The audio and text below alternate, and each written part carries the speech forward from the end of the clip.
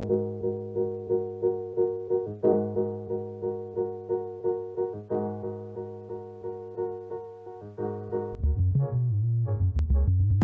is probably the most athletic player on this team. Why you would use that, especially when one call, just a horrible situation for them. I don't think that's going to happen.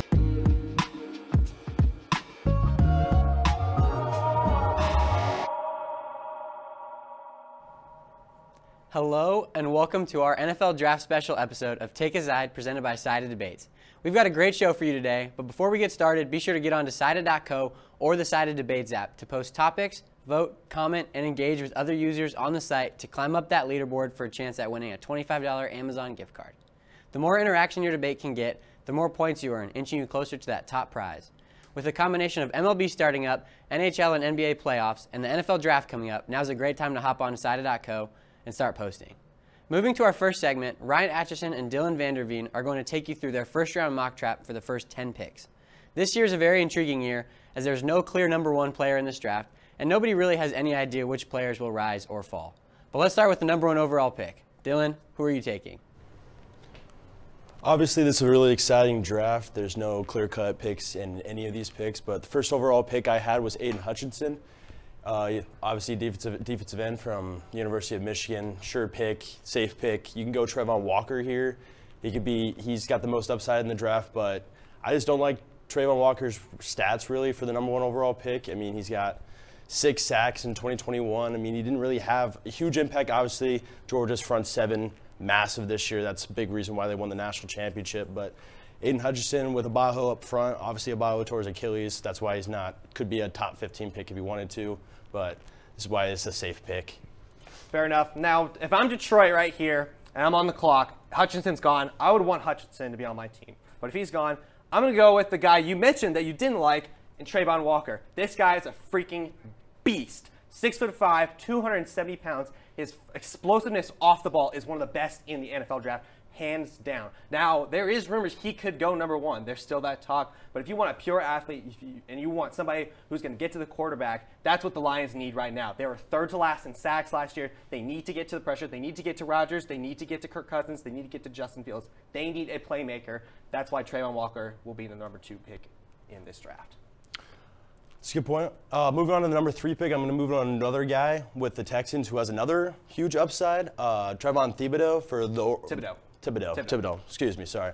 For the Oregon Ducks, obviously huge upside this year. He was hurt a little bit at the beginning of the year, but he showed a lot of that explosiveness and quickness right off the line.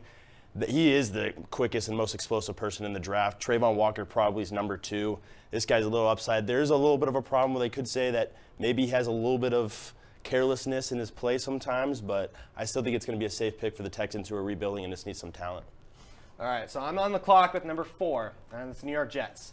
Jets need a lot of help. They need to nail this draft this year. They got 2 of the top 10 picks, but if I'm sitting here at number 4, I got to take one of my favorite players and my guys this year at the cornerback position, and that's Ahmad Sauce Gardner out of Cincinnati. This dude is legit. 6'3", 200 pounds. This guy is a lockdown corner. He will not let you get past. This dude literally allowed 0 touchdowns in his 3-year career at Cincinnati, and last year he didn't allow a wide receiver to get more than 13 yards against him. Safe pick in the draft, and Jets need somebody on defense to have turnovers for them in this draft, and this is the guy, Ahmad Gardner, hands down. Nickname Sauce doesn't lie. Obviously, that's a very, very good pick. I love Sauce. I think he's going to be one of a really good cornerstone for the Jets if they can keep him after a few years. But moving on to the 5th pick, I've got our first offensive tackle, Evan Neal. I think he's going to go at pick number 5. Love Evan Neal. Evan Neal's definitely one of the top prospects. He's probably my number 1 prospect on the board. I liked him a little bit more than Aquanu. I mean, honestly, you can go either way. I think they're both going to be cornerstones at that left tackle position for years to come. But I just went Evan Neal, huge kid from Alabama. Obviously, a 5-star prospect coming into college, and he keeps that with a top 5 pick here. Definitely one of the most explosive tackles in the game, Evan Neal. Now, Carolina's next, 6 on the clock. And a lot of people are probably going to go quarterback here because they don't trust Sam Darnold. They don't trust P.J. Walker to be their next franchise star. But Ben McAdoo was saying this weekend that he admitted that Sam Darnold was their starter, but then he took it back. So that tells me that they're very sold on Darnold. They decided, we think we're going to give Darnold a go and have him be our quarterback. So I'm going to go with the guy you just mentioned, Ikem Ekwonu, the next tackle off the board. This guy arguably could go number 1 as well. He's one of the best run blockers in the draft, totally. He can play tackle, he can play guard. He's got that frame that you can be versatile, and you can give you something to run behind with Christian McCaffrey still being the running back. They need to get him going this year, and hopefully he stays healthy for them. But Ikem Ekwonu is definitely one guy you cannot pass up if you're Carolina here at number 6. Or obviously you mentioned Christian McCaffrey hurt the last 2 seasons. Ekwonu would definitely help with that, and they need to keep him healthy as well if they want Sam Darnold to be their number 1 guy. He can get a lot of dump balls to him as well, help Sam Darnold out. Moving on to number 7, I had a guy who kind of got lost in the shadow. He was talked about a lot before the Combine, and then once Trevon Walker really started to show up, he kind of got lost in the spotlight between the top 3 defensive ends. But I got Jermaine Johnson. He's a defensive end from the University of Florida. That's a good pick. This crossed another box off for the Giants. They handled their off to tackle position at number 5. Now they're going to have a lockdown defensive end who can jump off the ball. He's the best run stopper in the game at defensive end, and I think Giants nailed this draft right here. Yeah, that's true. Giants definitely would go offense and defense. I think that's the main goal for them, is to nail those 2 picks. So number 8 is Atlanta, the Falcons, and one of their things they need is a wide receiver, and that's the next pick. The best wide receiver off the board is Drake London, number 8. 6'5", 220 pounds. This guy has the best contested catch ability of this whole draft. Yes, he didn't really test at all in the Combine. He was hurt with an ankle injury, but he had over 1,000 yards in 8 games, and that's amazing for him. They need a big guy on the outside who can be that guy who can contest. Marcus Mariota is now the quarterback for them to be a big threat for their offense. They definitely need a guy that can throw the ball to off Kyle Pitts. That's for sure. I like that pick as well. Moving on to the number 9 pick, I actually have our first quarterback off the board. It's going to be Malik Willis. Malik Willis has a little bit more upside, but he doesn't have like the football readiness that maybe Kenny Pickett has. Desmond Ridder from the University of Cincinnati, but he has a lot of upside. Obviously, coming from a conference that's not really that known, but I think this can really be a steal for Seattle and be a new era for him here in Seattle for us. And then we'll go quickly with number 10. I'm going to wrap up with the Jets at number 10. I'm going to go back to the wide receiver board. I'm going to take Garrett Wilson from Ohio State. Probably one of the best athletic guys in this whole wide receiver class. He's not really the biggest guy on the floor. He's only about 6 foot and 185 pounds. But this guy can do everything that you ask him. He could be their potential number 1 wide receiver. I think the Jets, if they get a defensive guy like Gardner and they can go back and get a wide receiver like Garrett Wilson, or even if Drake London falls to them, that would be a perfect fit for them.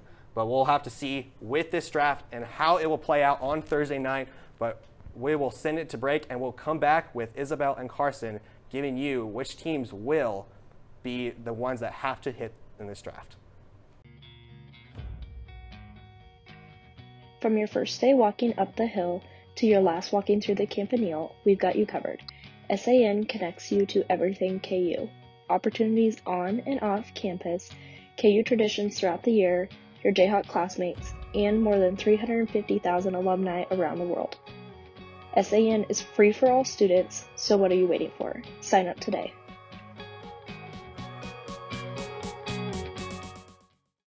For our next debate, we'll be looking at which teams are under the most pressure to nail this year's draft. With numerous offseason moves and star players getting moved around, which team needs to have the best draft for this team's success? Isabel, let's start with you. All right, well, we all know Big Ben recently retired, so that gives me with the Steelers. They need to find a quarterback. Of course, they signed Mike Trubisky for 2 years, but that's not their franchise quarterback. And the perfect place to find a franchise quarterback is the draft, so that's what they got to focus on the most. Yeah, I just don't like this year's draft with quarterbacks. I don't think there's any real big names there. So I'm going to go with the Kansas City Chiefs. I mean, you're looking at the AFC West. You got the Denver Broncos, the Los Angeles Chargers, and the Las Vegas Raiders. All those teams improved heavily. The Broncos added Russell Wilson, the Chargers added Cleveland Mack, and the Raiders added Devonta Adams. But what did the Chiefs do? They lost Tyreek Hill. I mean, so quarterbacks, you're right. Usually quarterbacks are super dominant. So the Steelers are going to have to trade up because they're the 20th pick. And people like the Panthers and the Falcons, they need also quarterbacks. But you have Malik Willis, who I think they could grab if they trade up. But you also got to think they also need wide receivers. They have Chase Claypool, but that's their only big name. So they have to focus on that too. Yeah. Well, for the Chiefs, I definitely think they need to go for a receiver. There's a couple good ones from Ohio State, but losing Tyreek Hill, I don't know. They still have a great offense, but I just think losing Tyreek Hill could make them – I definitely think there's a good chance that they could finish last.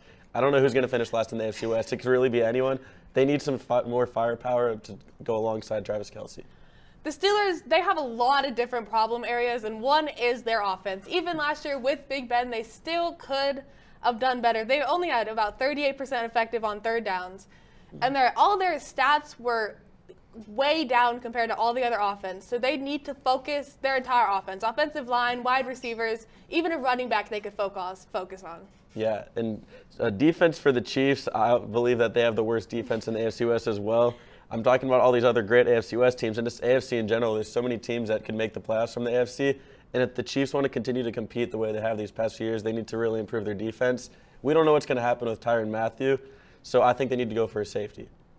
See, now, of course, quarterbacks, the thing is, if the Steelers aren't going to trade up, which is a very possible thing, they can't get the wide receivers, but they also need like a running back, a cornerback, even an outside linebacker. So they have 7 total picks, but I think they're going to have to focus on one thing to get the draft, which they do need. Yeah, one thing both of us for sure that we're clearly both saying, the AFC is just so stacked this year. That's why the Steelers have a lot of pressure on them, so do the Chiefs.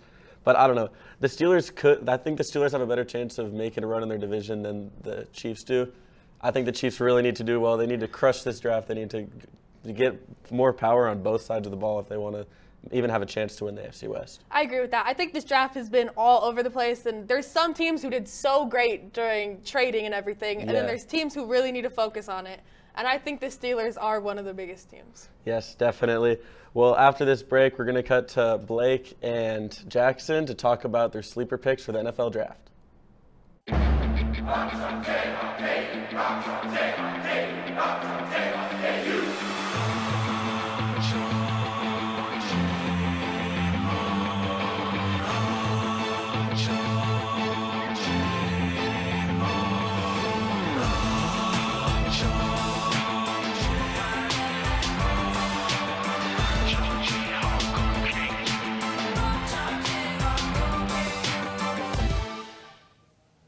Welcome back. For our third and final NFL Draft Week debate, I am joined by Jackson Reed and Blake Sevenbergen to debate this year's biggest draft sleeper.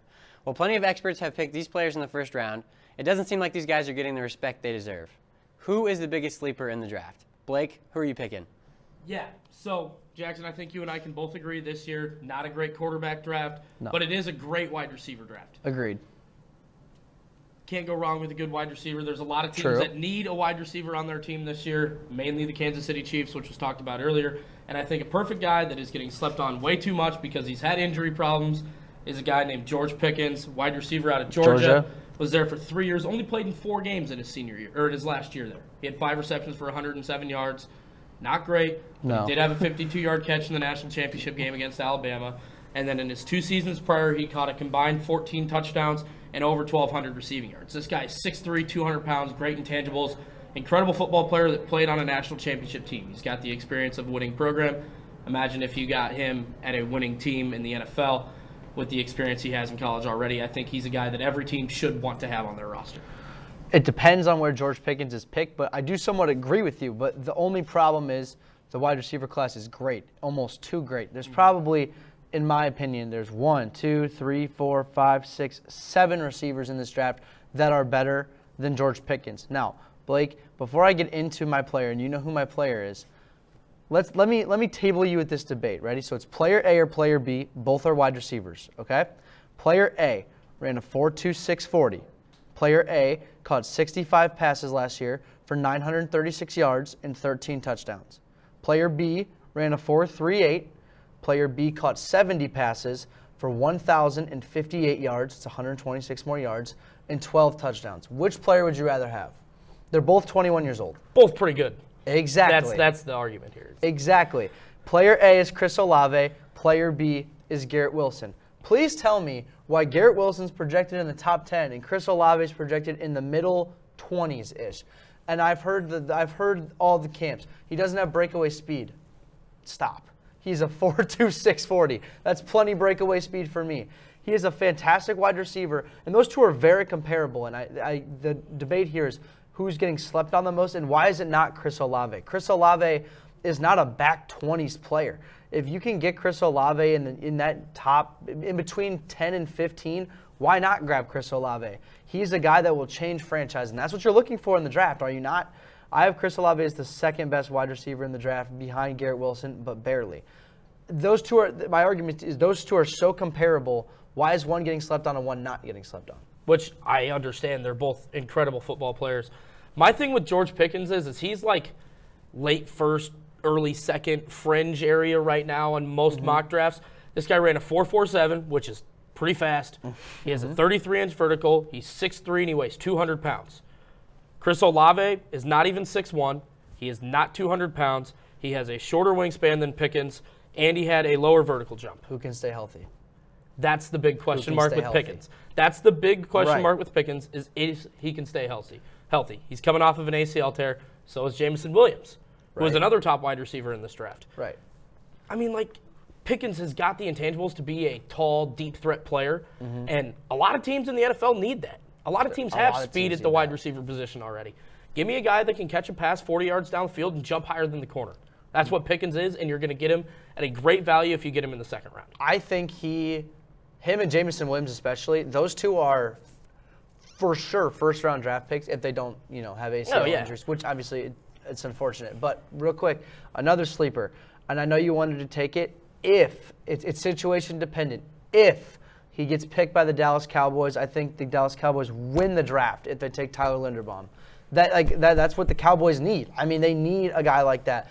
And the reason why Tyler Linderbaum may not get picked in the first round is get real. How many teams in the NFL need a center and are going to trust a 23, 24-year-old center? Not a lot. But if Dallas will take them and use them and play them right, and how good Dallas' offensive line has been historically, I think Dallas wins the draft if they take Tyler Linderbaum at that spot. Jackson, this might be the first time the entire semester that you and I have agreed on something. I know. As a hometown Iowan, Tyler Linderbaum is the greatest offensive lineman outside of Tristan Wirfs I've ever seen play in an Iowa uniform. Probably. There's a video of him with Tyler Goodson, who is like a 4.4 speed running back running down the sideline, and Linderbaum catching him, going for a touchdown during the COVID year in 2020 against Wisconsin. Right. He is an animal, and the Cowboys, I do agree, will win the draft if they draft him. I would agree. Thank you guys very much for tuning in to today's show. We will throw it to the man in charge.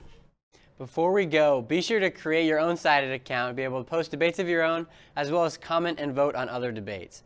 Along with that, follow us on Instagram at TakeaSideKU for a draft live stream this week, and our Twitter is also TakeaSideKU, where we have some different Sided content for you. That's all the time we have for today. For all of us here at TakeaSide, we'll see you next week.